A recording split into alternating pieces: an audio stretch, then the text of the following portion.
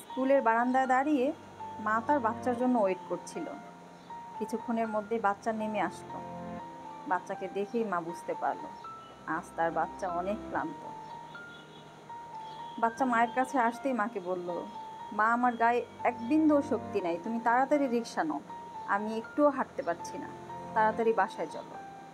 তারপর মা বলল, ঠিক আছে বাবা চলো, আমরা তাড়াতাড়ি বাসায় চলে যাই।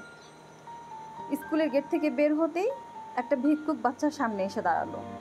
বাচ্চাকে বলল, বাবা আমি আজকে সকাল থেকে কিচ্ছু খাইনি, আমাকে কিছু টাকা দিবা? তখন বাচ্চাটা তার মাকে বলল, মা ওনাকে কিছু টাকা দাও।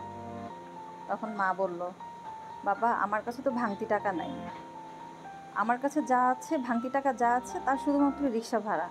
এখন যদি ওনাকে টাকাটা দিয়ে দিই তাহলে আমাদেরকে হেঁটে যেতে হবে, কারণ 500-1000 টাকার নোট তো আর রিক্সাওয়ালা ভাঙতি দিতে পারবে না। তখন বাচ্চাটা বলল, আচ্ছা মা ঠিক আছে, আমরা হেঁটেই যাব, তুমি ওনাকে টাকাটা দিয়ে দাও। সে ক্লান্ত, সে হাঁটতে পারছে না। স্কুল থেকে বের হয়ে বলল, মা তাড়াতাড়ি বাসায় চলো। সেই বাচ্চা কিনা বলছে ভিক্ষুককে টাকাটা দিয়ে দিতে, ও পায়ে হেঁটেই বাসায় ফিরবে। মা অবাক হয়ে তার বাচ্চার দিকে তাকিয়ে আছে আর মনে মনে ভাবছে যে আমার বাচ্চাটা কত বুদ্ধিমান হয়ে গেছে, তার অন্তর জুড়ে মানুষের জন্য কত মায়া।